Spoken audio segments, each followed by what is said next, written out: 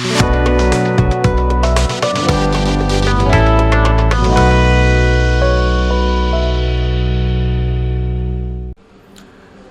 Guys, welcome to UK Infotech. இன்றைக்கி நம்ம எதை பற்றி பார்க்க போகிறோம் அப்படின்னா, பூட்ஸ்ட்ராப்பில் ஒரு இம்பார்ட்டண்ட்டான டாப்பிக்கை பார்க்க போகிறோம், டைப்போகிராஃபி. ஸோ டைப்போகிராஃபினா என்ன அப்படின்னா, நம்ம லெட்டர்ஸ்க்கு வந்து தனித்தனியாக டைப்ஸ் கொடுக்குறத நம்ம ஜென்ரலாக டைப்போகிராஃபி அப்படின்னு சொல்லுவோம். ஸோ பார்த்துக்கிட்டிங்க அப்படின்னா, typography is the art and technique of arranging type to make written language legible. இதுக்கான மீனிங் என்ன அப்படின்னா, ஸோ நம்ம HTML நீங்கள் உங்களுக்கு தெரியும், நம்ம ஹெட்டிங், பேராகிராஃப் அப்படின்னு தனித்தனியாக இருக்கும். ஸோ அந்த மாதிரி லெட்டர்ஸ் ஆர் வேர்ட்ஸை தனித்தனியாக பிரித்து நம்ம அரேஞ்ச் பண்ணி நம்ம கன்வீனியன்ட்டுக்கு ஏற்ற மாதிரி மாற்றிக்கிறது தான் மோஸ்ட்லி டைப்போகிராஃபி அப்படின்னு சொல்லுவாங்க. ஸோ HTML பொறுத்தவரை நமக்கு மோஸ்ட்லி எந்த ஸ்டைல்ஸுமே டிஃபால்ட்டாக இருக்காது. இப்போ பார்த்தீங்க அப்படின்னா, ஒரு HTML வந்து இது ஒரு ஹெட்டிங் டேக், ஸோ இது ஹெட்டிங், இது வந்து பேராகிராஃப், அந்த மாதிரி சொல்கிறப்ப டிஃபால்ட்டாகவே அதுக்கு வந்து எந்த ஒரு ஸ்டைல்ஸ் அப்படின்னு எதுவும் இருக்காது. ஸோ நம்ம பூட்ஸ்ட்ராப் யூஸ் பண்ணுறப்ப ஒரு H1 பேராகிராஃப் டேக்ஸ் ஒரு இதுக்கும் பூட்ஸ்ட்ராப்பே கஸ்டமாக ஒரு சில ஸ்டைல்ஸ் வந்து டிஃபைன் பண்ணியிருக்கோம். அதை நம்ம எப்படி கொஞ்சம் இது பண்ணுறது அப்படின்னா, ஸோ நம்மகிட்ட வந்து இப்போ டிஃபால்ட்டாக ஒரு டெம்ப்ளேட் இருக்குது. இந்த டெம்ப்ளேட்டில் வந்து நம்ம நிறையா கிளாஸஸ் டிஃபைன் பண்ணியிருக்கோம். இந்த கிளாஸஸ் எல்லாமே பூட்ஸ்ட்ராப்போட கஸ்டம் கிளாஸஸ். ஸோ நம்ம வந்து இப்போ இந்த கோடில் வந்து பூட்ஸ்ட்ராப்பை வந்து CDN மூலமாக யூஸ் பண்ணியிருக்கிறோம். நம்ம இதை அன்கமெண்ட் பண்ணி நம்ம எப்படி அந்த பூட்ஸ்ட்ராப் கிளாஸஸ் பில்ட் பண்ணுறதுன்னு பார்ப்போம்.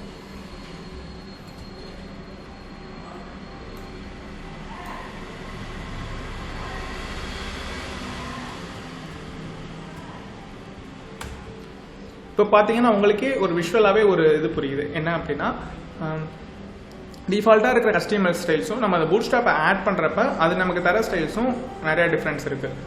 இப்போ நம்ம வந்து எப்படி நம்ம ஈஸியாக சிம்பிளாக நம்ம வந்து எப்படி அந்த ஒரு இதை வந்து நம்ம ப்ராஜெக்டில் யூஸ் பண்ணுறது அப்படின்னு பார்ப்போம். ஸோ உங்களுக்கு அலாங் த வேலை நான் உங்களுக்கு வந்து VS Codeோட எமெண்ட்ஸை பற்றி உங்களுக்கு நான் சொல்ல போகிறேன். எமெண்ட்ஸ் அப்படின்னா என்ன அப்படின்னா, இந்த மாதிரி சின்ன சின்ன ஷார்ட்கட்ஸ் தான் VS Code எமெண்ட்ஸ் அப்படிமா. நம்ம வந்து ரொம்ப ஃபுல்லாக எல்லாமே டைப் பண்ணிட்டு இருக்கோம் அவசியம் இல்லை. ஜஸ்ட் இந்த மாதிரி நிறைய ஷார்ட்கட்ஸ் வந்து VS Codeல இருக்குது. அதில் வந்து இதுவும் ஒன்று. ஸோ இந்த மாதிரி நமக்கு வந்து இந்த கேரட் டைப் பண்ணோம் அப்படின்னா இந்த இது நமக்கு ஃபுல்லாக வந்துடும்.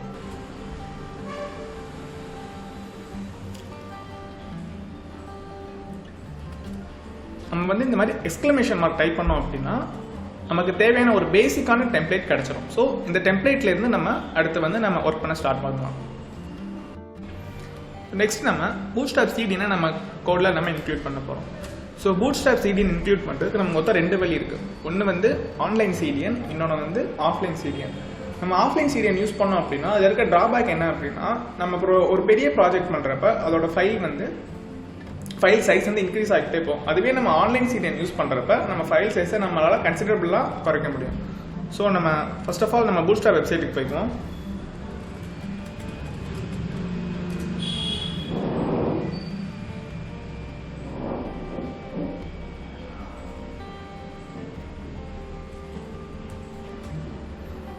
ஸோ நம்ம பூட்ஸ்ட்ராப் வெப்சைட்குள்ளே போயாச்சு. நம்ம கீழே போய் பார்த்தோம் அப்படின்னா NPMல நமக்கு வந்து பூட்ஸ்ட்ராப் இன்ஸ்டால் பண்ணுற ஒரு ஆப்ஷன் இருக்கும். இது வந்து நம்ம கொஞ்சம் அட்வான்ஸாக நீங்கள் பெரிய ப்ராஜெக்ட் யூஸ் பண்ணுறப்ப நம்ம NPM யூஸ் பண்ணலாம். ஸோ இப்போ நமக்கு தேவை என்ன அப்படின்னா CDN தான் யூஸ் பண்ணணும். ஸோ CDNல வந்து ஃபஸ்ட்டு நம்ம CSS இன்க்ளூட் பண்ணணும். பூட்ஸ்ட்ராப்போட கம்பைல் பண்ண CSS.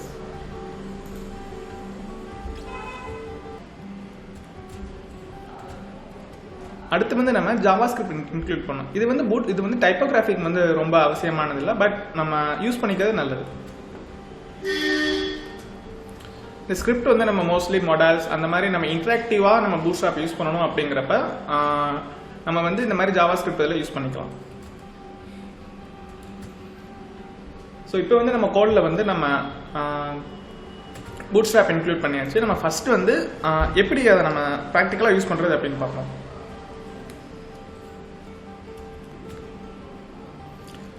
ஸோ இப்போ நம்ம ஒரு H1 டேக் யூஸ் பண்ணி பார்ப்போம்.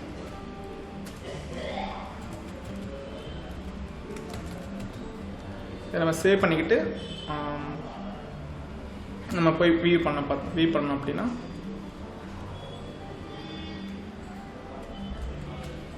ஸோ இதை நம்ம வியூ பண்ணோம் அப்படின்னா நம்ம வந்து லைவ் சர்வ் வச்சுக்கிறது வந்து ரொம்பவே நமக்கு வந்து கன்வீனியண்ட்டாக இருக்கும். ஸோ நம்ம சேஞ்சஸ் இங்கே மேக் பண்ண இங்கே ஆட்டோமேட்டிக்காக நம்மளால் வியூ பண்ணிக்க முடியும். எக்ஸாம்பிள் பார்த்தீங்க அப்படின்னா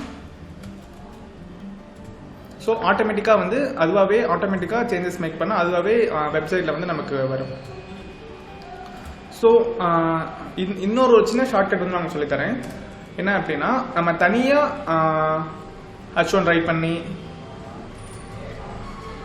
அதில் போய் நம்ம தனியாக கிளாஸஸ் யூஸ் பண்ணிக்கிட்டா இருந்தால் கொஞ்சம் நமக்கு டைம் வந்து ரொம்ப இதுவாக இருக்கும். நம்ம கொஞ்சம் ஷார்ட்டாக நம்ம இது பண்ணோம் அப்படின்னா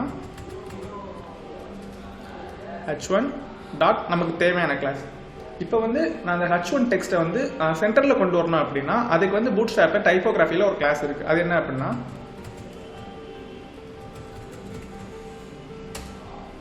ஸோ இப்போ நான் வந்து ஹலோ அப்படின்னு டைப் பண்ணி போய் பார்த்தேன் அப்படின்னா எனக்கு டெக்ஸ்ட் வந்து சென்டரில் இருக்கும். ஸோ இது மாதிரி பூட்ஸ்ட்ராப்பில் வந்து நிறையா டைப்போகிராஃபியில் நிறையா இந்த மாதிரி கிளாஸஸ் இருக்குது, கஸ்டம் கிளாஸஸ்.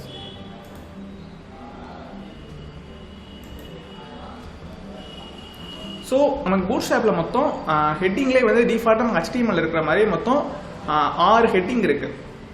அது மட்டும் இல்லாமல் நமக்கு கஸ்டமாக டிஸ்பிளே ஹெட்டிங் அப்படின்னு ஒன்று இருக்குது. டிஸ்பிளே ஹெட்டிங் நம்ம எதுக்கு யூஸ் பண்ணோம் அப்படின்னா ஒரு இதை வந்து ஒரு ஹெட்டிங்கை வந்து நம்ம வந்து கொஞ்சம் தனியாக நம்ம வந்து இது பண்ணி காமிக்கணும் அப்படிங்கிறதுக்காக நம்ம டிஸ்பிளே ஹெட்டிங்ஸ் யூஸ் பண்ணுவோம். அது நம்ம எப்படி யூஸ் பண்ணுறது அப்படின்னா நம்ம அதில் இருந்த இடத்துல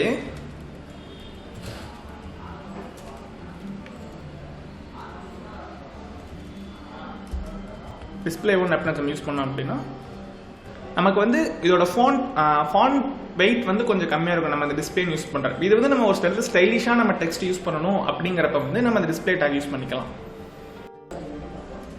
ஸோ நம்ம கடைசியாக 3 இம்பார்ட்டண்ட்டான கிளாஸஸ் மட்டும் பார்த்துருவோம். என்ன அப்படின்னா ஃபாண்ட்ஸ் நம்ம சூஸ் பண்ணுறது. ஸோ நம்ம இந்த மாதிரி டைப்போகிராஃபி வச்சு நம்ம டைப்போகிராஃபி கிளாஸ் வந்து நம்ம ஃபாண்ட்டும் சூஸ் பண்ணிக்கலாம். ஃபார் எக்ஸாம்பிள்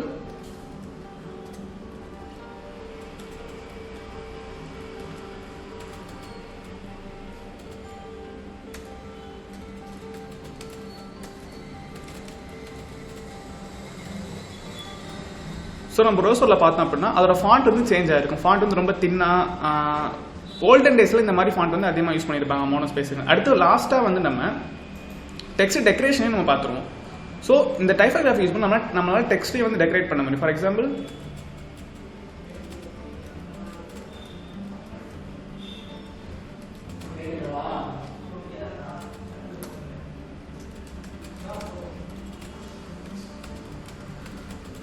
ஸோ இந்த மாதிரி நம்ம யூஸ் பண்ணுறப்ப அந்த டெக்ஸ்டோட டெக்கரேஷன் நம்ம இது பண்ணிக்கலாம். Okay, thank you. இதுதான் வந்து டைப்போகிராஃபியோட ஒரு பேசிக்கான ஒரு இது. இன்னும் டைப்போகிராஃபி நிறையா கிளாஸஸ் இருக்குது. நம்ம அடுத்த வீடியோவில் வந்து அடுத்த டாப்பிக்கை பற்றி நம்ம பார்ப்போம்.